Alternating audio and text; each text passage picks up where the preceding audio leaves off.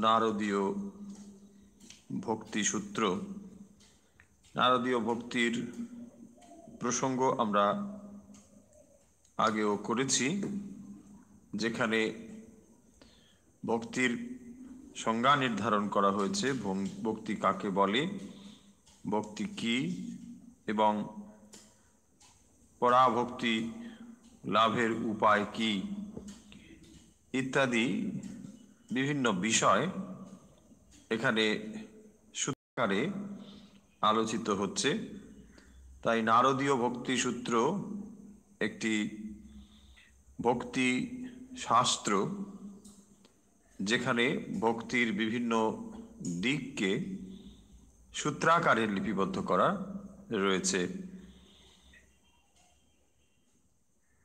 দেবর্ষি নারদ তিনি ভগবান লাভ করার পর ভগবানের আশীর্বাদ পেয়েছিলেন এই বলে যে ঈশ্বর দর্শন এর ফলে তার অন্তর যে আনন্দে পূর্ণ হয়েছিল, সেই আনন্দে কেবল তিনি আনন্দে মগ্ন থাকবেন, আনন্দে আস্বাদন করবেন, সেটি না করে তিনি জগৎ কল্যাণের জন্যে সবাইকে এই ভক্তির কথা যাতে বলেন, ভগবান সেই কারণের জন্যে দেবর্ষি নারদকে ভক্তি প্রচারের কথা বলেছিলেন।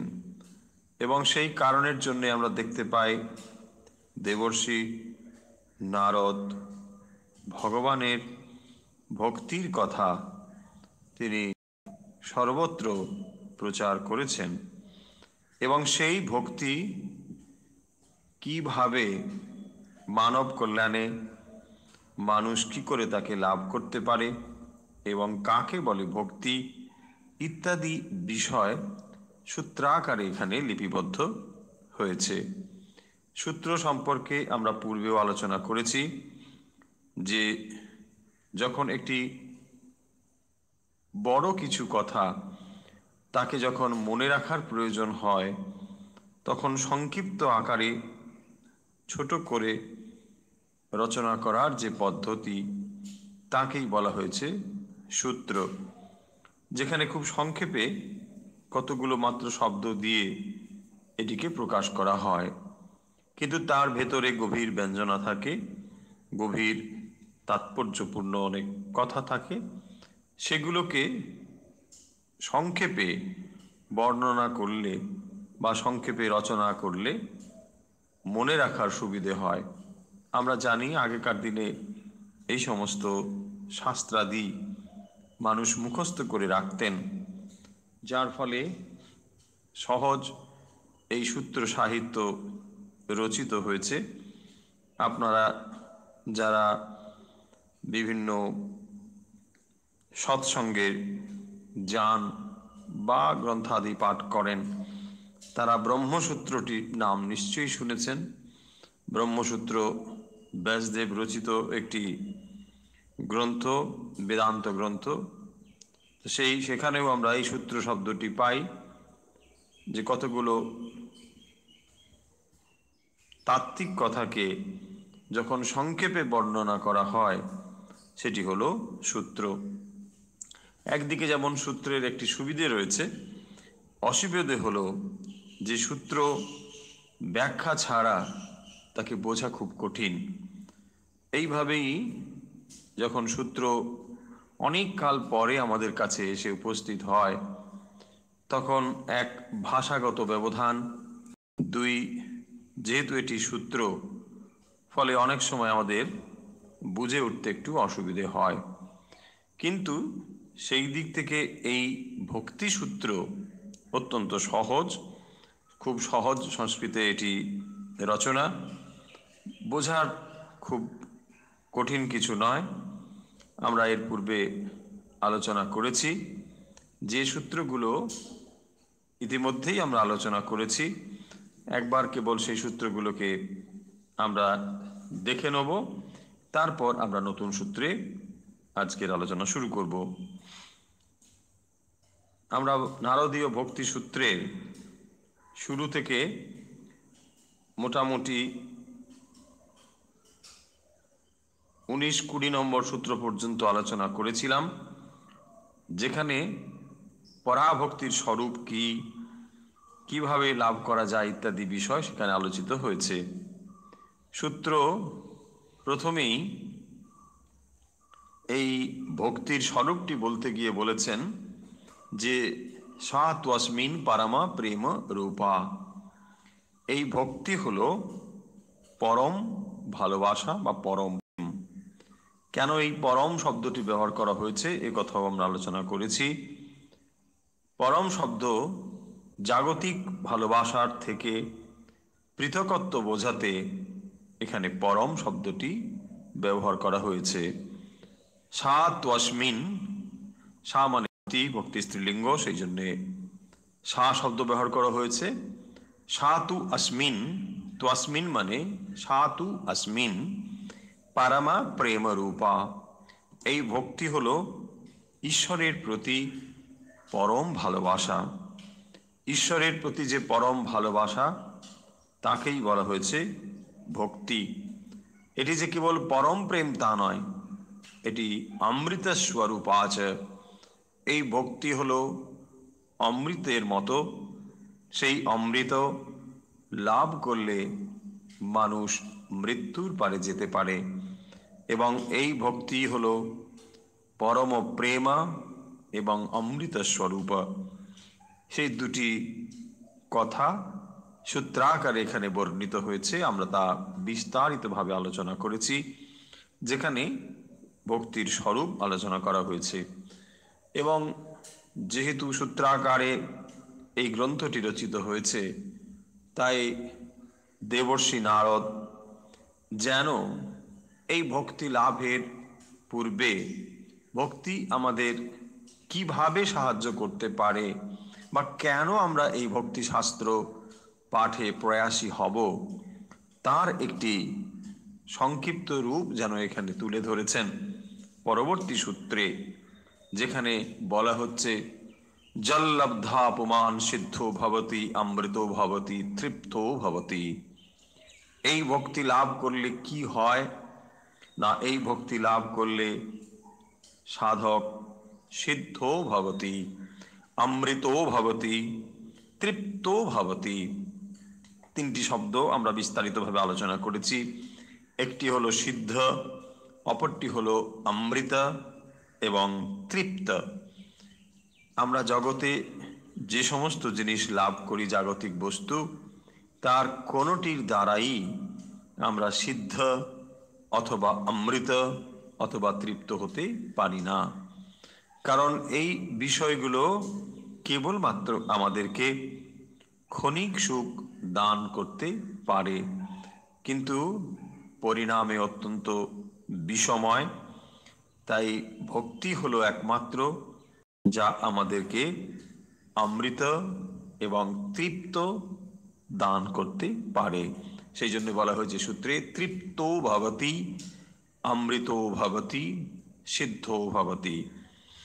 ইয়ৎ প্রাপ্য না কিঞ্চিত বাঞ্ছতি। তারপরেই বলছেন যে এমন নয় যে এই ভক্তি পেলাম কিন্তু তবুও আকাঙ্ক্ষা থেকে গেল, এটা পেলাম না ওটা পেলাম না। সেই জন্যে ভক্তি শাস্ত্রে সূত্রকার অত্যন্ত স্পষ্টভাবে উল্লেখ করছেন যে যৎ প্রাপ্য, অর্থাৎ এই ভক্তি লাভ করলে ন কিঞ্চিত বাঞ্ছতি, তিনি আর কোনো কিছু পেতে চান না। ফলে ভক্তি এমন একটি অবস্থা যা লাভ করলে সাধকের অন্তরে আর কোনো আকাঙ্ক্ষা থাকে না। যা লাভ করবার জন্যে জন্ম জন্ম ধরে আমরা ছুটে চলেছি, তার থেকে অধিকতর মূল্যবান যে বস্তু, তা যখন লাভ হয়ে যায় তখন অন্তরে আর কোনো কিছু লাভ করবার আকাঙ্ক্ষা তৈরি হয় না। সেই কারণের জন্যে এখানে সূত্রে উল্লেখ করা হলো ইয়ৎ প্রাপ্য, যেটি পেলে ন কিঞ্চিত বাঞ্ছতি, ন কিঞ্চিত বাঞ্ছতি, কেবলমাত্র বাঞ্ছতি নয়, ন কিঞ্চিত বাঞ্ছতি, কোনো কিছু আর তিনি কামনা করেন না। ন শোচতি, চিরদিনের জন্য তার শোক চলে যায়। ভক্তি অন্তরকে এতখানি পূর্ণ করে যে তার অন্তরে আর কোনো কিছুর জন্যে শোক থাকে না। ফলে আমরা অনুমান করতে পারি যে ভক্তি এমন একটি অবস্থা যেটি লাভ করলে সাধক অনায়াসে এই জাগতিক সমস্ত কিছুকে তুচ্ছ বোধ করতে পারেন। না দ্বেষ্টি না রমতে নোৎসাহী ভবতি, তিনি আর দ্বেষ করেন না, না শোচতে, তিনি শোক করেন না, না রমতে নোৎসাহী ভবতি, না রমতে মানে এই জাগতিক বিষয়ের আনন্দ তিনি আর অনুভব করেন না। যিনি অমৃতত্ব লাভ করেছেন, যিনি উচ্চতর আনন্দের উৎস পেয়েছেন, তিনি এই জাগতিক বস্তুর অবলীলায় তাকে ফেলে দিতে পারেন, ত্যাগ করে দিতে পারেন। নোৎসাহী ভবতি অর্থাৎ তার ভেতরে এই জাগতিক বস্তু লাভের আর কোনো উৎসাহ থাকে না। যজ জ্ঞাত্বা মত্তো ভবতি স্তব্ধো ভবতি আত্মারামো ভবতি, এই সূত্রের ভেতরে দেবর্ষি স্পষ্টভাবে উল্লেখ করছেন যে এই ভক্তি লাভ করলে আমাদের কি হয়, কেন আমরা এই ভক্তি লাভে প্রয়াসী হব, কেন আমরা তাকে লাভ করতে চাই, সেখানে এটি স্পষ্ট করে বলছেন যে যজ জ্ঞাত্বা মত্তো ভবতি, যেটি পেলে মানুষ উন্মত্ত হয়ে যায়, আনন্দে পাগল হয়ে যায়। সে যে আশা করেছিল তার থেকেও যখন অধিক কিছু পেয়ে যায় তখনই সে উন্মত্ত হয়। সেই জন্য বলছেন যজ জ্ঞাত্বা মত্তো ভবতি স্তব্ধ ভবতি আত্মারামো ভবতি। স্তব্ধ ভবতি, তিনি যেন স্তব্ধ হয়ে যান। যখন নদী প্রবল বেগে ছুটে আসে, যখন সে মোহনায় গিয়ে সমুদ্রের সঙ্গে মিলিত হয়, তখন এই যে তার দীর্ঘ পথ পেরিয়ে আসা, ছুটে আসা, সে যেন এখানে শান্ত হয়ে যায়। কারণ যে উদ্দেশ্যে সে হাজার হাজার ক্রোশ অতিক্রম করে এসেছে, কখনো সমতল ভূমি, কখনো ঊষর ভূমি, নানাভাবে যখন পেরিয়ে এসেছে এবং তারপরে যখন সেই সমুদ্রে এসে সে মিলিত হয়েছে, তখন যেমন তার অবস্থা হয়, সাধকও যেমন এরকম জন্ম জন্ম তার অন্তরের আকাঙ্ক্ষাকে পূর্ণ করার জন্যে যখন নানা বিষয়ে ঘাত প্রতিঘাতের ভেতর দিয়ে অগ্রসর হয়েছে এবং যখন সেটিকে লাভ করেছে, তখন সে স্তব্ধ ভবতি, তখন তার আর যেন অন্য কোনো লাভ করবার গতি থাকে না। আত্মারাম ও ভবতি, তিনি আত্মারাম হন। আত্মারাম শব্দের অর্থ হচ্ছে যে যিনি নিজে নিজেই আনন্দ অনুভব করেন, যখন তার আনন্দ অনুভবের জন্য অন্য কোনো বিষয়ের ওপর নির্ভর করতে হয় না, তাকে বলা হয় আত্মারাম ও ভবতি। সাধক এই অবস্থায় আত্মারাম হন। সা ন কাময়মানা নিরথ রূপত্বাৎ, এই ভক্তি অন্য কোনো কিছুর কামনা করে না বলে সা ন কাময়মানা নিরথ রূপত্বাৎ, এটি নিরধ রূপ অর্থাৎ সমস্ত কিছু তখন তার ত্যাগ হয়ে যায়। অর্থাৎ যে বস্তুটি তিনি লাভ করেন সেটি আর অন্য কোনো বস্তুর প্রতি তার আকাঙ্ক্ষা থাকে না। কোন কোন বিষয়ের প্রতি বলছেন? নিরদস্তু লোক বেদ ব্যাপার অনাশ, তখন লৌকিক কোনো কিছু অথবা বৈদিক কোনো কিছু, এই কর্মের সম্পূর্ণ ত্যাগ তার হয়ে যায়।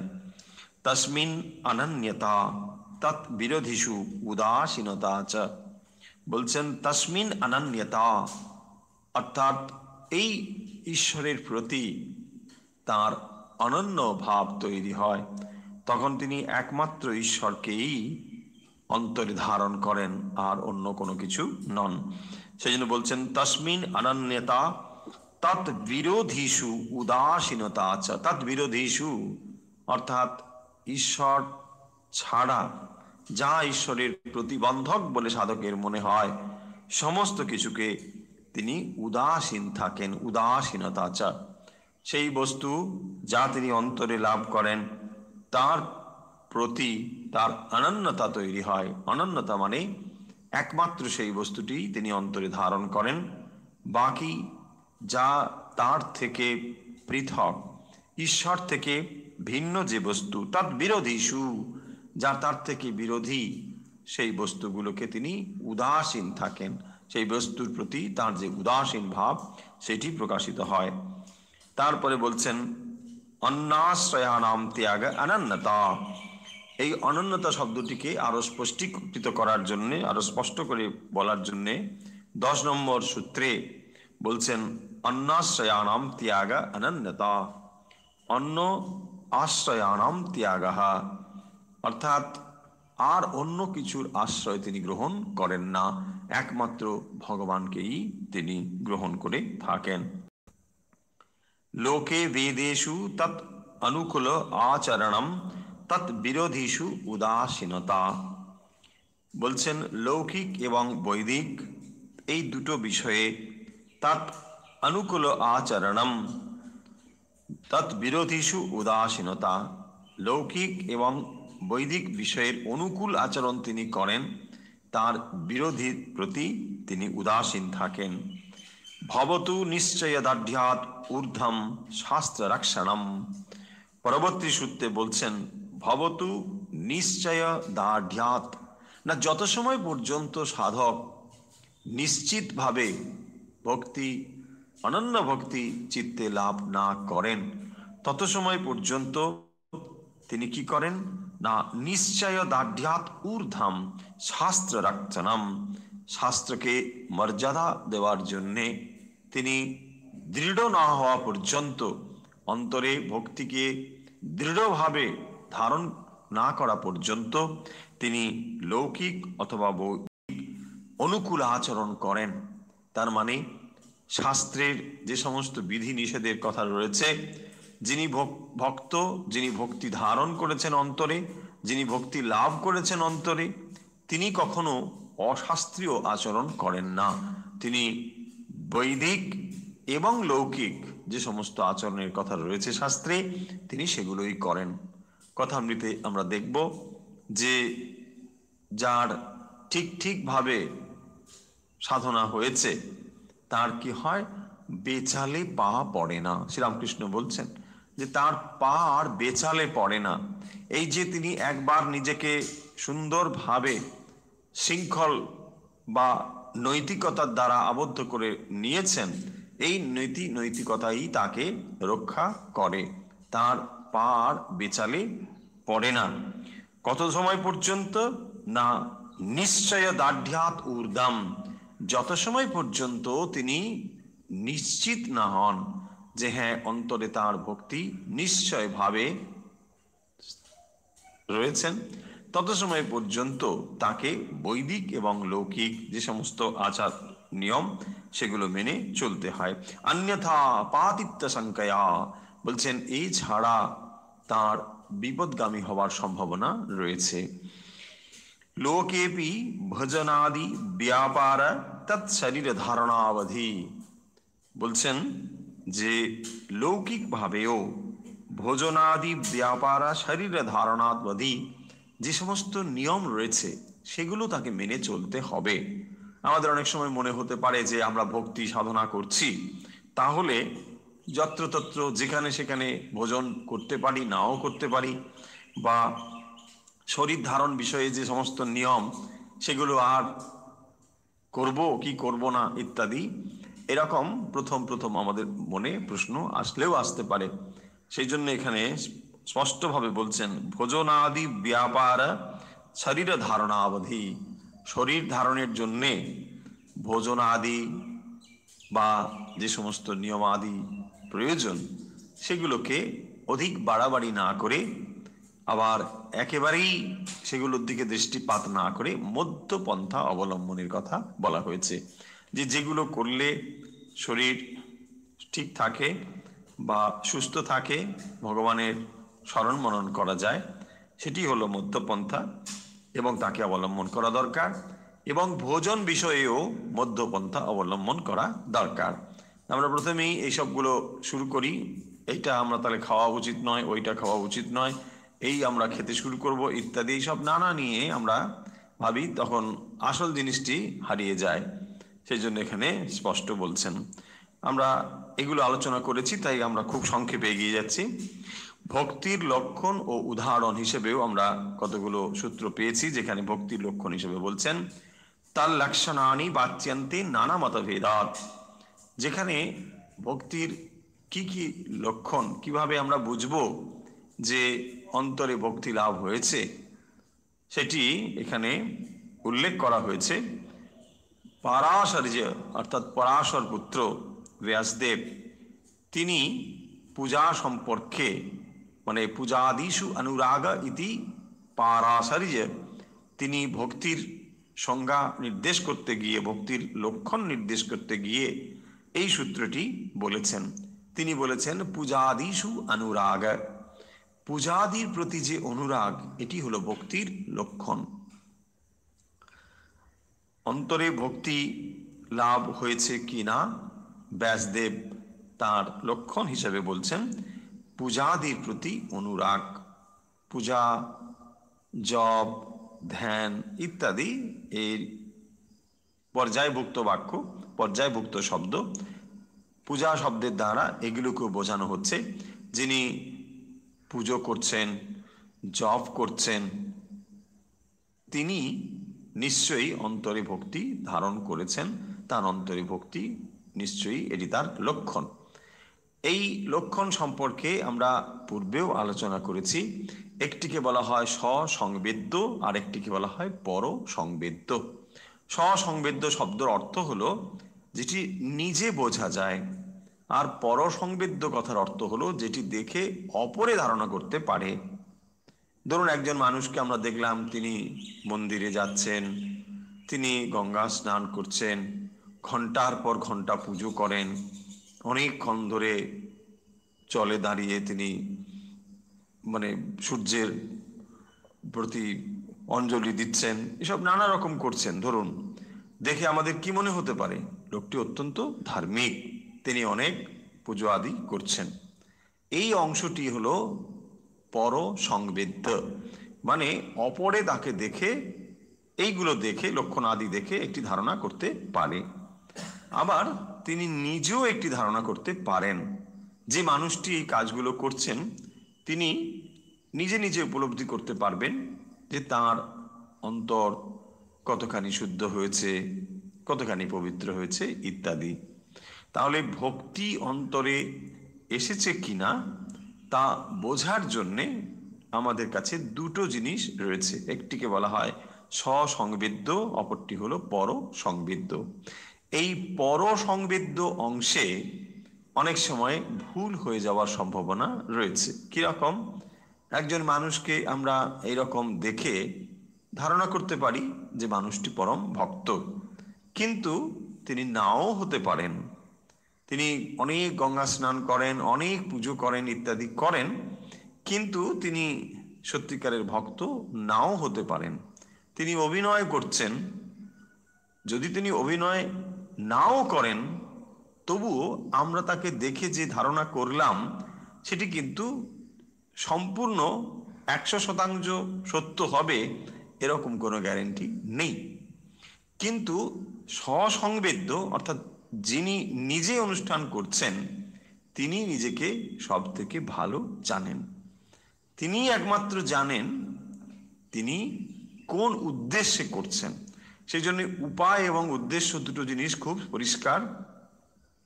হয়তো আমরা ঘন্টার পর ঘন্টা জপ করছি, ঘন্টার পর ঘন্টা পুজো করছি, কিন্তু এমনও হওয়া সম্ভব যে আমরা অন্য কোনো উদ্দেশ্যে করছি। আমাদের সেই উদ্দেশ্যটি সফল হয়ে গেলে এই কাজগুলো নষ্ট হয়ে যায়, আর তখন এগুলোর কোনো প্রয়োজন থাকে না। অথবা এমন মানুষও রয়েছেন যিনি কোনো একটি বিশেষ উদ্দেশ্যে এই কাজগুলোকে করছেন, যখন দেখেন যে এই উদ্দেশ্যগুলো সফল হচ্ছে না, ব্যর্থ হয়ে গেল, তখন তিনি সম্পূর্ণভাবে এগুলোকে ছেড়ে দেন, যে না, এগুলোর আর কোনো প্রয়োজন নেই, ভগবান নেই। এরকম মানুষও রয়েছেন। তাহলে এই যে ভগবানের প্রতি তার পূজা অর্চনা ইত্যাদি করা, এবং যেখানে ভগবান নেই সিদ্ধান্ত নিয়ে নিচ্ছেন, কারণ তার এই জিনিসগুলো পূর্ণ হচ্ছে না বলে, সেখানে কি যথার্থ ভক্তি রয়েছে বলে আমরা বলবো? কখনো সেটি হতে পারে না। সেই কারণের জন্যে এখানে পারাশরী যে অর্থাৎ পরাশর পুত্র ব্যাসদেব, তিনি ভক্তির সংজ্ঞা হিসেবে বলেছেন পূজা দিশু অনুরাগ ইতি পারাশরী। তারপরে আমরা দেখব গর্গমুনি, তিনি বলেছেন কথা দিশু ইতি গার্গাহা, কথাদির প্রতি যে অনুরাগ, অর্থাৎ ভগবানের কথা, কথা মানে ভগবত কথা, যে যাকে ভালোবাসে তার কথা সে বারবার বলতে চায়। আমরা দেখব শ্রীরামকৃষ্ণ যখন তার গলরোগে কাশীপুরে উদ্যানবাটিতে রয়েছেন, কিন্তু যখন ভক্তরা আসছেন ভগবান সম্পর্কে নানা রকম জিজ্ঞাসা নিয়ে আসছেন, তিনি তাদেরকে কোনো ক্লান্তি ছাড়াই, তার যেন কোনো শারীরিক অসুস্থতা নেই, তিনি যেন বিরামহীনভাবে ভগবত প্রসঙ্গ করে যাচ্ছেন। এটি হচ্ছে ভক্তির লক্ষণ। তার অন্তরে যে ভগবানের প্রতি ভালোবাসা রয়েছে, তার অন্তরে যে ভগবানের প্রতি প্রেম রয়েছে, তার প্রকাশ হলো কথাদিশু, তার কথা, তার সম্পর্কে, তার বিষয় বারবার তার মননের ইচ্ছে হয়, সেগুলোকে তিনি বারবার মনন করছেন, বারবার চিন্তন করছেন, শুধু চিন্তন নয়, সেগুলোকে তিনি বলছেন। এই যে ভগবান সম্পর্কে চিন্তা করা, অপরের কাছে বলা, ব্যক্ত করা, সেটি কথা বলে হোক, লিখে হোক, যেমন করি হোক, যে কোনোভাবে ভগবানের কথা নানা মানুষের কাছে বলা, ভক্তদের কাছে বলা, এইটিকে গর্গমুনি বলেছেন যে এইটি হলো ভক্তির লক্ষণ, কথাদিষু ইতি গার্গা। তারপরে শাণ্ডিল্য ঋষি বলছেন আত্মরতি অবিরোধেনা ইতি শাণ্ডিল্য। তিনি বলছেন যে আত্মরতি অর্থাৎ যে আত্ম মানে ঈশ্বর, ঈশ্বরের প্রতি যে ভালোবাসা, যে প্রেম, তার অবিরোধেনা, তার যে বিরোধী যে বিষয়, তা মানে আত্মরথি, অবিরোধেনা ইতি শাণ্ডিল্য। শাণ্ডিল্যের মতে, শাণ্ডিল্য ঋষির মতে এটি হলো ভক্তির লক্ষণ। তারপরে আমরা দেখব নারদ ঋষি তার ভক্তির লক্ষণ হিসেবে বলেছেন দুটো শব্দ, এখানে খুবই গুরুত্বপূর্ণ, আমরা বোর্ডেও সে শব্দ দুটো লিখে দিয়েছি। শব্দ দুটি হলো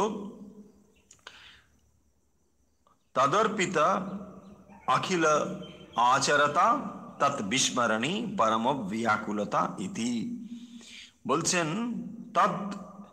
তদর্পিত অখিল আচরতা, অর্থাৎ ভগবানের প্রতি যে সম্পূর্ণভাবে আত্মসমর্পণ, সেইটি হচ্ছে ভক্তির লক্ষণ। তদর্পিত অখিল আচরতা, সম্পূর্ণভাবে ঈশ্বরের প্রতি যে আত্মসমর্পণ, এটি হলো ভক্তির লক্ষণ। কে বলছেন? নারদ ঋষি, যিনি এই সূত্রের রচয়িতা। তিনি বলছেন যে ভক্তির লক্ষণ হলো, অন্তরে ভক্তি যে হয়েছে তা বোঝা যাবে কি করে না, ঈশ্বরের প্রতি আত্মসমর্পণ, সম্পূর্ণ শরণাগতি যখন হবে, তখনই এটি হলো ভক্তির লক্ষণ, যে ঈশ্বরের প্রতি তিনি সমর্পিত হয়েছেন। আর একটি শব্দ এখানে বলছেন পরম ব্যাকুলতা। কিরকম পরম ব্যাকুল? তৎ বিস্মরণী। বলছেন নারদ ঋষি, তাহলে আমাদের এই চারটি সূত্র বা চারটি ভক্তির লক্ষণ তুলনা করলে আমরা দেখতে পাবো যে পারাশর্য অর্থাৎ পরাশর পুত্র ব্যাসদেব ভক্তির লক্ষণ হিসেবে তিনি যে সূত্র এখানে উল্লেখ করেছেন, সেটি যেন খানিকটা আংশিকভাবে সত্য, সেটিও যেন সম্পূর্ণ সংজ্ঞা নয়। আবার যখন আমরা দেখছি গর্গমুনির কথা, সেখানেও যেন একটু আংশিক খর্বতা রয়েছে, সেটিও যেন সম্পূর্ণ সংজ্ঞা নয়। আবার যখন আমরা শাণ্ডিল্য ঋষির কথাও দেখব, সেখানেও যেন একটু অপূর্ণতা রয়েছে। কিন্তু নারদ ঋষি কি করলেন, যেহেতু তিনি সূত্র রচনা করছেন, তাই তিনি পূর্ববর্তী আচার্যদের যে ভক্তি সম্পর্কে ধারণা, তা তিনি স্পষ্ট করেছেন, এবং করার পর তিনি নিজে তাকে আরো সম্পূর্ণ রূপ দিচ্ছেন। দিয়ে এখানে যে সূত্রটি বলেছেন সেটি হলো সম্পূর্ণ একটি লক্ষণের সম্পূর্ণ একটি সূত্র, যেখানে বলা হচ্ছে নারদাস্তু, অর্থাৎ নারদ বলছেন, তদর্পিত অখিল আচরতা তৎ বিস্মরণী পরম ব্যাকুলতা ইতি। ভগবানকে ভুলে রয়েছি বলে পরম ব্যাকুল হওয়া। এক, সমস্ত কিছু ঈশ্বরে সমর্পণ করা। দুই, তৎ বিস্মরণী পরম ব্যাকুলতা, ভগবানকে ভুলে গিয়েছি বলে পরম ব্যাকুলতা। কিরকম পরম ব্যাকুলতা? শ্রীরামকৃষ্ণ উপমা দিয়ে স্পষ্টভাবে বুঝিয়ে দিয়েছেন যে একজন জলে তার মাথাকে চুবিয়ে দিয়েছে তার গুরু, এবং সে জলের ভেতরে যখন মাথা রয়েছে, বায়ুর জন্য সে ছটফট করছে, এবং তখন গুরু বলছেন যে এই যে বাতাসের জন্য তুমি যখন ছটফট করছিলে, সেই যে ব্যাকুলতা, ঈশ্বরের জন্য যদি তোমার এই ব্যাকুলতা হয় তবেই তুমি তাকে লাভ করতে পারবে। ফলে আমরা যে ব্যাকুলতা ব্যাকুলতা বলে মুখে বলি, সেইটি যথার্থ ব্যাকুলতা কিনা বিচার করে দেখা দরকার। তাত বিস্মরণে পরম ব্যাকুলতা, পরম ব্যাকুল হবে, অন্তর এতটাই ব্যাকুল হবে যে তাকে ভুলে গিয়েছি বলে। তাত বিস্মরণে, এরকম ভক্তের হতে পারে আজকে ভগবানের নাম জপ করতে পারেনি, ভগবানের নাম আজকে জপ করতে পারলো না, কিন্তু বাকি তার জীবনের যা কিছু সব ঠিকভাবেই চলেছে। তাহলে তার অন্তরের ব্যাকুলতার স্থান কোথায়? তিনি ভগবানের নাম স্মরণ করতে পারেননি বলে তার যেন একটি দিনকে ব্যর্থ বলে মনে হচ্ছে, দিনের অন্যান্য সব কাজগুলোকে তার ব্যর্থ বলে মনে হচ্ছে। যদি এমন মনে হয় তবেই তাকে বলা হয়েছে পরম ব্যাকুলতা, যে ভগবানের নাম আজকে আমি করতে পারিনি, যে কোনো কারণেই হোক, বা শাস্ত্র অধ্যয়ন আমি যথার্থ সময়ে করতে পারিনি, এইগুলো করতে পারছি না বলে, আমি তাকে ভুলে গিয়েছি বলে, ওই সময়ের জন্যে আমার মনে ছিল না, আমি ভুলে গিয়েছি। যখন এই অবস্থা হয়, অন্তরে পরম ব্যাকুল হয়, নারদ ঋষি বলছেন এটি হলো ভক্তির লক্ষণ, যে ভগবানকে আমরা পাচ্ছি না বলে অন্তরে ব্যাকুলতা। এবং এই ব্যাকুলতার ভূমিকা সম্পর্কে আমরা কথামৃতও পাবো, যেখানে অন্তর ভগবানের জন্য পরম ব্যাকুল হয়েছে, বলছেন সেখানে অরুণোদয় হয়েছে, মানে আর বেশি বাকি নেই, সেই নতুন সূর্য উঠে নতুন একটি দিন সূচনা হবে, নতুন একটি দিন আমরা দেখতে পাবো। যখন অন্তরে এই ব্যাকুলতা হয়েছে, তখনই তো বুঝতে হবে যে শুভ মুহূর্ত এসেছে। যখন আমরা এই জাগতিক বস্তু নিয়ে বিষয়ের মধ্যে থেকে বেশ ভালো রয়েছি, তখন আমরা যেন ভগবানকে খানিকটা জায়গা দিয়েছি এই জাগতিক বিষয়গুলোকে লাভ করার জন্যে। ভগবান যেন খানিকটা মাধ্যম। ভগবান, তোমাকে আমি পুজো করছি, তুমি আমার এই জিনিসগুলো একটু লক্ষ্য রেখো। এই হচ্ছে সাধারণ মানুষের ভাব, সাধারণ ভক্তের ভাব। কিন্তু এখানে পরম ব্যাকুলতা শব্দের অর্থ দিয়ে যে গভীরতাটি বোঝানো হয়েছে, সেটি হলো আমি প্রথমত ভক্ত, তারপরে পিতা, তারপরে মাতা, তারপরে ইত্যাদি অন্যান্য সম্পর্ক। এইটি এখানে বোঝানো হয়েছে যে যখন আমি প্রথম ভক্ত, তারপরে মাতা, তারপরে পিতা, অথবা যাই হোক সম্পর্কগুলো, এই সম্পর্ক যদি আমরা মনে রাখি, তাহলে ভগবানের স্থান আসবে সবার প্রথমে। আর না হলে বাকি সম্পূর্ণ পৃথক হয়ে যাবে ধারণাগুলো, তখন আর ওই ধারণাগুলো থাকবে না। সেই কারণে যদি এখানে বোঝানো, আমরা এগুলো আলোচনা করেছি। এখন এর পরে আমরা দেখব যে এই পর্যন্ত আলোচনা থেকে মনে হতে পারে যে সত্যি কি এমন সম্ভব যে এই পরম ব্যাকুল হওয়া বা সমস্ত সমর্পণ করা? তাই এখানে, যাতে আমাদের মনে এই সন্দেহ না ওঠে, তাই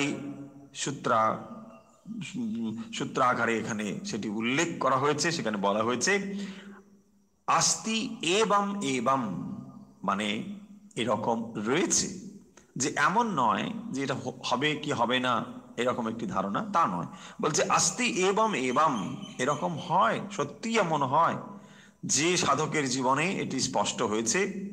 স্বয়ং নারদ এটি অনুভব করেছেন এবং তাই তিনি এখানে উল্লেখ করছেন আস্তি এবং এবং, এগুলো হয় সাধকের জীবনে। দিয়ে তিনি একটি উপমা এখানে উল্লেখ করেছেন, সেটি হলো কি না, যথা ব্রজগোপিকা নাম, ব্রজগোপিকাদেরও এইরকম অবস্থা হয়েছিল। কি সেই অবস্থা? না তারা ভগবানের বিস্মরণে, একটু ভুলে যাওয়াতে, তাকে মুহূর্তের যেন চোখের সামনে অন্তর্হিত হতে তারা দিতে চায় না, যে ভগবান তাকে যেন আমরা মুহূর্তেও না হারাতে পারি সব সময়। সেই জন্য দেখবেন ব্রজগোপিকাদের রয়েছে ভাগবতে অপূর্ব সুন্দর বর্ণনা রয়েছে, যে তারা বলছেন এই যে চোখের পাতা বন্ধ হয় আবার খোলে, প্রাকৃতিক কারণে, স্বাভাবিক শারীরিক একটি ধর্ম, পাতা বন্ধ হচ্ছে, চোখের পাতা আবার খুলছে। বলছি এটি কেন হলো? যে সময়ে আমরা চোখের পাতাটুকু বন্ধ করছি সেই সময় তো আমি তাকে দেখতে পাচ্ছি না। তাই যদি সব সময় আমরা তাকে দেখতে পারতাম, চোখের পাতা যেন বন্ধ না হয়, কোনো মুহূর্তেই যেন চোখের পাতা বন্ধ না হয়, তাহলে তাকে আমরা সব সময় দেখতে পারতাম। এইভাবে অপূর্ব সব বর্ণনা রয়েছে, এত গভীর ভাব রয়েছে সেখানে। এগুলোকে আমরা হয়তো যুক্তির দিক থেকে বিশ্লেষণ করে বিরাট একটা কিছু তত্ত্ব স্থাপন করতে পারবো তা নয়, কিন্তু এগুলো ঠিক যুক্তি নির্ভর জিনিস নয়, এগুলো হচ্ছে ভাবের জিনিস। এই ভাব যে সম্ভব এবং এই ভাবের দ্বারাই যে ঈশ্বরকে লাভ করেছিলেন, তার উপমা স্থল হলো যথা ব্রজগোপিকানাং, ব্রজগোপিকারা ভগবানকে এই ভাবের দ্বারা লাভ করেছিলেন। সেই জন্যে নারদ এই সংজ্ঞাটি এখানে, সূত্রটি এখানে উল্লেখ করেছেন, যে এটি কেবলমাত্র কথার কথা নয়, ব্রজগোপীরা এটি লাভ করেছিলেন। যে ব্রজগোপীদের এত ভালোবাসা, যে যখন ভগবান অন্তর্হিত হয়েছেন, শ্রীকৃষ্ণ অন্তর্হিত হয়েছেন, তখন তারা যেন উন্মাদের মতন হয়েছেন এবং গাছ দেখে সেখানে বলছেন, তুমি বুঝি তপস্বী, তুমি তপস্যা করছো, নিশ্চয়ই তুমি শ্রীকৃষ্ণকে দেখেছো। গাছ স্থির হয়ে দাঁড়িয়ে রয়েছে, ব্রজগোপীরা গাছের কাছে গিয়ে বলছে, হে বৃক্ষ, তুমি নিশ্চয়ই শ্রীকৃষ্ণের ধ্যান করছো, তাহলে না হলে তুমি কেন স্থির হয়ে রয়েছো? তুমি নিশ্চয়ই শ্রীকৃষ্ণের সন্ধান জানো, তুমি সে সন্ধান আমায় দাও। তারপরে যাচ্ছেন পৃথিবীর কাছে, যে এই পৃথিবীতেই তো শ্রীকৃষ্ণ রয়েছেন, তিনি অন্তর্হিত হয়ে আর কোথায় যাবেন? যেখানেই যান না কেন ওই পৃথিবীতে রয়েছেন। এবং পৃথিবীর কাছে এসে দেখছেন, জিজ্ঞাসা করছেন, হে ধরিত্রী, শ্রীকৃষ্ণ তোমার এই বক্ষের উপর দিয়েই তো গিয়েছে, তাহলে তিনি কোথায় গিয়েছেন? এবং যখন দেখছেন যে বৃন্দাবনের ঘাস তৃণ সেগুলো উঁচু উঁচু হয়ে রয়েছে, তখন ব্রজগোপীদের ভাব হচ্ছে যে এই ভগবান শ্রীকৃষ্ণের পাদস্পর্শে পৃথিবী রোমাঞ্চিত হয়েছে, ফলে তার হৃদয় যেন এইভাবে প্রকাশিত হয়েছে। তার এই রোমাঞ্চ হওয়ার ফলে, যেমন মানব শরীরে রোমাঞ্চ হলে রোমকূপ খাড়া হয়ে যায়, দৃঢ় হয়ে যায়, ঠিক সেইভাবে ব্রজগোপীরা দেখছেন যে তৃণ রাশি এমনভাবে রয়েছে, ফলে নিশ্চয়ই এ ভগবানের স্পর্শ অনুভব করেছে। পৃথিবীর কাছে গিয়ে বলছে, হে ধরিত্রী, কিভাবে তাকে লাভ করতে পারি, তুমি আমাদের সে পথ শিখিয়ে দাও।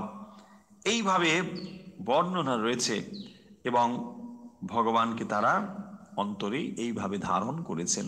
মুহূর্তের জন্য বিচ্ছেদ যেন তার কাছে মনে হচ্ছে যে জগৎ শূন্য হয়ে গিয়েছে, জগতের আর কোনো অর্থ নেই। এই যে ক্ষণিকের বিচ্ছেদ তারা যেন সহ্য করতে পারছেন না। যেমন আমরা পূর্বে দেখলাম যে সামান্যতম বিস্মরণেও তাকে ব্যাকুলতা, পরম ব্যাকুলতা অনুভব সেটি এখানে উল্লেখ করা হয়েছে।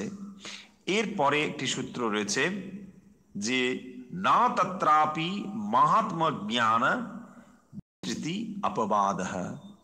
আমরা পড়ছি 22 নম্বর সূত্র। যাদের কাছে বই রয়েছে অথবা পিডিএফ দেখছেন তারা দেখতে পারেন। না তত্রাপি মাহাত্ম্য জ্ঞান বিস্মৃত্য अपवाद विस्मृति अपवाद।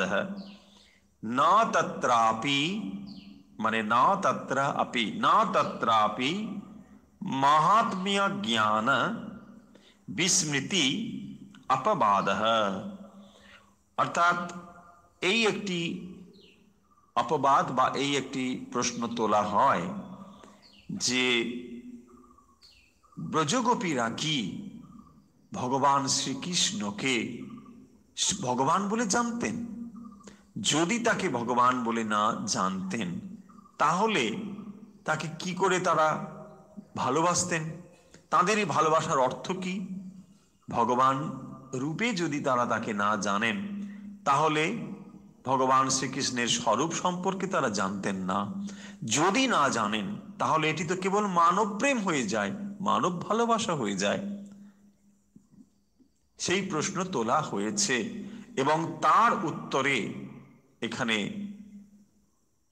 সূত্রে সেটি বর্ণনা করছেন, বলছেন ন তত্র আপি, এটি হতে পারে না। ন তত্রাপি মাহাত্ম জ্ঞান বিস্মৃতি অপবাদ, যে তারা যে তার মাহাত্ম্য ভুলে গিয়েছিল এটি কখনো হতে পারে না। কারা? ব্রজগোপিকারা। ব্রজগোপিকারা যে ভগবানের মাহাত্ম্য সম্পর্কে অবহিত ছিলেন না, জানতেন না, এটা কখনো হতে পারে না। তারা ভগবানের স্বরূপটি জানতেন। যে ব্রজগোপীগণ কৃষ্ণ প্রেমে উন্মাদিনী হলেও তারা যে শ্রীকৃষ্ণের মাহাত্ম্য জ্ঞান, তিনি যে লীলায় মানব দেহ ধারণ করে এসেছেন, এই কথা তারা কখনো বিস্মৃত হননি। এই যে অপবাদ, এটি চলে না। বলছেন এটি কখনো সম্ভব হতে পারে না। কাম এবং প্রেমের ভেতরে যে তফাৎ সেটি এই সূত্রে আমরা দেখতে পাব। কাম এবং প্রেম এ দুটো যে সম্পূর্ণ ভিন্ন জিনিস সেটি এখানে উল্লেখ করা হয়েছে। তাৎ বিহীনাম জারাণাম ইবা, ঠিক পরবর্তী সূত্রে 23 নম্বর সূত্রে বলছেন তাৎ বিহীনাম জারাণাম ইবা, যদি তা না হতো, তাৎ বিহীনাম, যদি তাই না হয়, অর্থাৎ ভগবানের মাহাত্ম্য যদি ব্রজগোপীরা না জেনে থাকেন তাহলে তো এটি দোষণীয়। সেই জন্য বলছেন জারাণাম ইবা, তাহলে তো এটি অত্যন্ত ব্রজগোপীদের উপপতির মতন মনে হবে, যা সমাজে খুব নিন্দনীয়। বলছেন এটি কি সেরকম? বলছেন না, এটি তা হতে পারে না। সেই জন্য সূত্রে এখানে তা উল্লেখ করা হয়েছে। তৎবিহীনাম, তৎবিহীনাম মানে স্বরূপ জ্ঞান বিহীনাম, যে ভালোবাসা ব্রজগোপীরা ভগবানের প্রতি, ভগবান শ্রীকৃষ্ণের প্রতি অর্পণ করেছেন, তারা কি তাকে অর্থাৎ শ্রীকৃষ্ণকে ভগবান বলে জানতেন? যদি তার এই স্বরূপ সম্পর্কে তারা না জানতেন তাহলে শ্রীকৃষ্ণ তাদের কাছে পরপুরুষ, এবং এই পরপুরুষের প্রতি যে ভালোবাসা তা নিন্দনীয় সমাজের দৃষ্টিতে। ফলে এই ভালোবাসা কি ব্রজগোপীরা করেছিলেন? তাই সেই কারণের জন্য এখানে সূত্রে বলছেন তাৎবিহীনাম, তাৎবিহীনাম মানে মাহাত্ম্য জ্ঞানবিহীনাম। মাহাত্ম্য জ্ঞান যদি না থাকে, কিসের মাহাত্ম্য? যে বস্তুর প্রতি প্রেম নিবেদিত হচ্ছে তার মাহাত্ম্য জ্ঞান, তিনি যে পরম ঈশ্বর, তিনি যে ভগবান, তার এই ভালোবাসা যে ভগবানের প্রতি অর্পিত হচ্ছে, এইটি যদি না বোধ থাকে, না জানা থাকে, তাহলে সেটি হতে পারে না। অর্থাৎ তাকে আমরা পরম ভালোবাসা বলতে পারি না। সেই জন্য এখানে বলছেন যে মাহাত্ম্য জ্ঞান বর্জিত প্রেম ভ্রষ্টা নারীদিগের উপপতির প্রতি আসক্তির সমান বলে গণ্য। তৎবিহীনাম জারাণাম ইবা, এই সূত্রে সেটি বলা হলো। তারপরে 24 নম্বর সূত্রে বলছেন নাস্তি বা তস্মিন তৎ সুখ সুখিত্তম, এইটি খুব গুরুত্বপূর্ণ। 24 নম্বর সূত্রে বলছেন নাস্তি বা অর্থাৎ তৎ সুখ সুখিত্তম নাস্তি এবা, তাসমিন নাস্তি এবা, না এটা নয়। কেন না? তৎসুখ সুখিত্তম, দুটো শব্দ, তৎসুখ সুখিত্তম, তার সুখে সুখী। কি করে এটি হয়? আমরা প্রেম সম্পর্কে আলোচনায় পূর্বে তিনটি কথা বলেছিলাম, নিশ্চয়ই আপনাদের ভুলে যাবার কথা নয়, তবু আর একবার স্মরণ করিয়ে দিচ্ছি। তিনটি শব্দ হলো, একটিকে বলা হয় সাধারণী, আর একটিকে বলা হয় সমর্থা, আর একটিকে বলা হয় সামঞ্জস্য। এই তিনটি শব্দ আমরা আগেও উল্লেখ করেছি, যেখানে প্রেম সম্পর্কে এই তিনটি স্তরবিন্যাস রয়েছে। একটিকে বলা হয় সাধারণী। সাধারণী মানে যেখানে যার প্রতি ভালোবাসা নিবেদিত হচ্ছে সেখানে এই ভাব থাকে যে আমিও সুখী হব, তুমি সুখী হবে কিনা এটি সেখানে তার প্রশ্ন থাকে না। ভালো যিনি বাসছেন তার অন্তরে কেবল এই ভাবটি থাকে তিনি সুখী হবেন। যাকে তিনি ভালোবাসছেন তিনি সুখী হবেন কি হবেন না এই জিজ্ঞাসা তার অন্তরে থাকে না, তাকে বলা হয় সাধারণী। এই সাধারণী ভালোবাসাতে, এটি হলো মানব প্রেম, যেখানে একমাত্র এইটি থাকে যে তিনি সুখী হবেন। আত্মসুখ এখানে হচ্ছে প্রবল, কেবলমাত্র আমি সুখী হব তাই আমি ভালোবাসি, তাকেই বলা মানব প্রেম। এই যে সূত্রটি আমরা যেখানে পড়ছিলাম সেই সূত্রটি হলো নাস্তি বা তাসমিন তৎসুখ সুখিত্তম, যেখানে তৎসুখ সুখিত্তম অর্থাৎ যাকে আমি ভালোবাসছি তার সুখ ই আমার সুখ, এইটি যদি হয় তখন সেটি হবে অত্যন্ত উচ্চ স্তরের ভালোবাসা। যে ভালোবাসা সাধারণ সামঞ্জস্য। সামঞ্জস্য কিরকম না, এখানে উভয় পক্ষের প্রাধান্য থাকে। আমি তোমায় ভালোবাসছি, আমি সুখী হব, এবং বিপরীত দিক থেকে যিনি ভালোবাসছেন তারও এই ভাব থাকে তিনিও সুখী হবেন। যেখানে উভয়ের সুখী প্রাধান্য পায় তাকে বলা হয়েছে সাধারণী নয় সামঞ্জস্য। সাধারণী ভালোবাসাতে থাকে একমাত্র এক পক্ষের ভালোবাসা, তিনি কেবলমাত্র নিজে সুখী হতে চান, অপরের সুখ হোক বা না হোক এই প্রশ্ন তার মনে ওঠে না। এই প্রেমকে বা এই ভালোবাসাকে সব থেকে নিম্ন শ্রেণীর বলা হয়েছে, এবং সেটি সাধারণত মানব প্রেমেই সম্ভব। যে দ্বিতীয় স্তরের ভালোবাসা বলা হলো সেটি হলো সামঞ্জস্য। এটিও মানব প্রেমে কখনো কখনো কোথাও কোথাও দেখা যায়। সেটি কিরকম না, আমি সুখী হলাম এবং তুমিও সুখী হও, এই দুটো। কিন্তু তৃতীয় যেটি হলো সেটি হলো সামর্থ্য। সেখানে আত্মসুখের কথা থাকে না, কেবলমাত্র যার প্রতি ভালোবাসা নিবেদিত হয় তার সুখী থাকে। সেই জন্য এখানে বলছেন তৎসুখ সুখিত্বম, তোমার সুখ ই আমার সুখ। তিনি নিজের সুখ কখনো চান না। এই প্রেমকে বলা হয়েছে সর্বশ্রেষ্ঠ প্রেম, এবং ব্রজগোপীদের এই ভালোবাসা বা প্রেম ছিল। সেই জন্যে যে ব্রজগোপীরা ভগবানকে ভালোবেসেছিলেন, কিভাবে ভালোবেসেছিলেন? মানব ভাবে ভালোবাসেননি, কারণ মানব প্রেম যদি হতো তা কখনোই এই স্তরে উন্নীত হতে পারত না। মানব ভালোবাসা কখনো এই স্তরে উন্নীত হতে পারে না। সেখানে আমার যা হোক তুমি সুখী হও এ ভাব কখনোই থাকে না। সেই কারণের জন্য এখানে বলছেন তৎসুখ সুখিত্তম।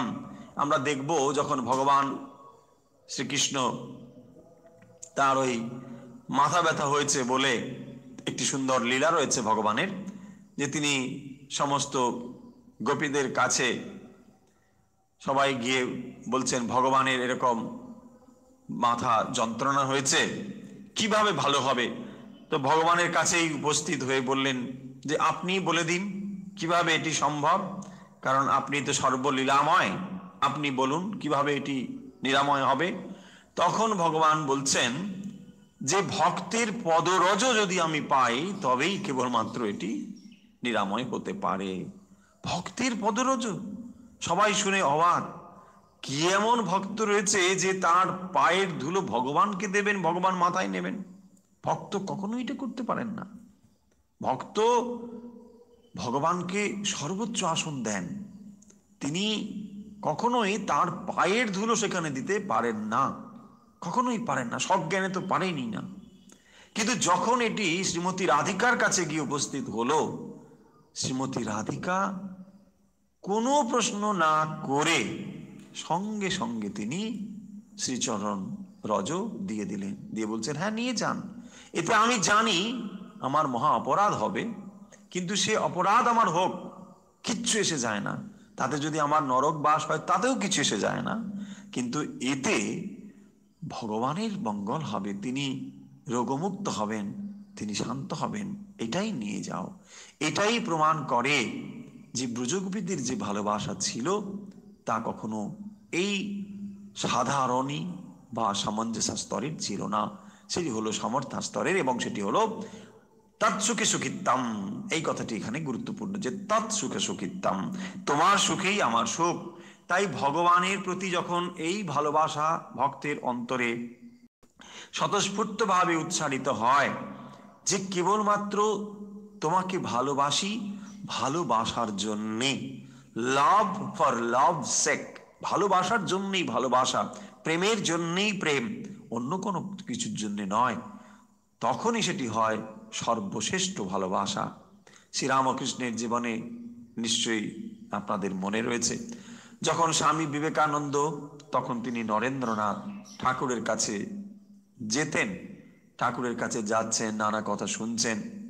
একদিন শ্রীরামকৃষ্ণ মনে মনে নরেন্দ্রনাথের প্রতি যেন একটু পরীক্ষা করে দেখতে চান, তার অন্তরে এরকম একটি ভাব উঠেছিল। নরেন ওখানে গিয়ে বসেন, তিনি অন্যদের সঙ্গে কথা বলেন, অন্যদের দিকে তাকিয়ে কথা বলেন, নরেনের দিকে একবার তাকানো না। একদিন বলেই ফেললেন, আচ্ছা নরেন, আমি তো তোর দিকে তাকিয়ে একটা কথাও বলি না, তো তবু কেন আসিস এখানে? শ্রীরামকৃষ্ণ চাইছেন যে নরেন্দ্রনাথকে কেন আজ পৃথিবী এত উচ্চ আসন দেয়। শ্রীরামকৃষ্ণ তাকে পরীক্ষা করে দেখছেন যে এ এতটা অবহেলা সহ্য করতে পারেন কিনা। এই সামান্য অবহেলা করলে দিকে, তখন তো এমন নয় যে ভাব খুব গভীর হয়ে গিয়েছে, প্রথম প্রথম তিনি যাচ্ছেন, এবং সেই অবস্থাতে এতদূর অবহেলা সহ্য করতে পারেন কিনা শ্রীরামকৃষ্ণ দেখছেন। তাই বলছেন, ওরে তোকে তো আমি একটা কথাও বলি না তোর সঙ্গে, তোর দিকে এমনকি তাকাইও না, অন্যেরা সেখানে তাকে তাদের দিকে তাকিয়ে তাকিয়ে কথা বলেন, পাশেই উপস্থিত রয়েছেন অথচ তার দিকে একবার তাকান না, ফলে বোঝাই যায় যে তার অন্তরে ব্যথা হওয়ার যথেষ্ট কারণ রয়েছে। তখন তিনি বলছেন, না মশাই, আপনার কথা শুনতে আমি আসি না, আপনাকে ভালোবাসি তাই আসি। সঙ্গে সঙ্গে ঠাকুর এই কথাটি শুনে অবাক হয়ে গেলেন, বলছে, ওরে দেখ দেখ নরেন কি বলে। নরেন বলছে আমাকে ভালোবাসে। অন্যেরা আসে সেখানে নানা রকম প্রশ্ন করে, তার উত্তর ঠাকুর দেন, এই কারণের জন্য সেখানে একটা সম্পর্ক তৈরি হয়েছে, সবাই আসে। কিন্তু নরেন কোনো কথা শুনতে আসেন না, তিনি অনেক কথা জানেন, কিন্তু ঠাকুরকে তিনি ভালোবেসে ফেলেছেন। এটি এত উচ্চ একটি ভাব যে ঠাকুর সঙ্গে সঙ্গে বলছেন যে দেখ, নরেন এখানে কেবল ভালোবাসে না, আমাকে ভালো এতদূর বাসে যে আমার এতটা অবহেলা সত্ত্বেও সে দিনের পর দিন আসে এবং ঠিক ওইখানে বসে থাকে, আমার কথাগুলো আমাকে দেখে। কি অপূর্ব ভাব সেখানে। এবং সেই নরেন্দ্রনাথ পরবর্তীতে যখন তিনি অনেক ম্যাচিওর, ওই বাচ্চা ছেলেটি আর তখন নেই, তিনি জীবনের অনেক যাত্রাপথ এগিয়ে এসেছেন, এবং তখন তিনি শ্রীরামকৃষ্ণ সম্পর্কে বলছেন, শ্রীরামকৃষ্ণ হচ্ছেন LOVE পার্সনিফাইড, লাভ পার্সন। LOVE কথাটা বড় অক্ষরে লেখা রয়েছে, দিয়ে বলছেন পার্সনিফাইড, ভালোবাসার মূর্ত বিগ্রহ হচ্ছেন শ্রীরামকৃষ্ণ। এই ভালোবাসা কিরকম ভালোবাসা? এই স্তরের ভালোবাসা, তৎসুখ সুখিতাম, আমার সুখ নয়, কেবলমাত্র তোমার সুখই আমার সুখ। ভগবানের প্রতি এই ভালোবাসা, একেই বলে সমর্পণ, একেই বলে সব কিছু নিবেদন করা। হে প্রভু, আমি থাকি কিংবা চলে যাই এতে কিছু এসে যায় না, আমি মারা যাই কিংবা আমি সুস্থ থাকি তাতে কিছু এসে যায় না, তোমার ইচ্ছেই যেন পূর্ণ হয়, তোমার ইচ্ছেই পূর্ণ হোক। এই হচ্ছে ভক্ত হৃদয়ের সমর্পণের কথা। এবং সেই সমর্পণের কথাটি এখানে ব্যক্ত হয়েছে যে নাস্তি এবা তাসমিন তৎ সুখ সুখিত্বম। ২৪ নম্বর সূত্রে আমরা এটি দেখলাম, নাস্তি এবা তাসমিন তৎ সুখ সুখিত্বম। এই দুটো শব্দ খুব গুরুত্বপূর্ণ। তৎ সুখ সুখিত্তম, তোমার সুখেই আমি সুখ। আমরা যে প্রসঙ্গ করলাম খুব সংক্ষেপে যদি আজকে একটু দেখে নিই, যে প্রসঙ্গ আগে থেকে আমরা করেছি সেগুলো তো আপনাদের জানাই রয়েছে। আজকে মূলত আমরা যে সূত্রগুলো পড়লাম সেগুলো হলো নতুন সূত্র হিসেবে ২১, ২২, ২৩ এবং ২৪।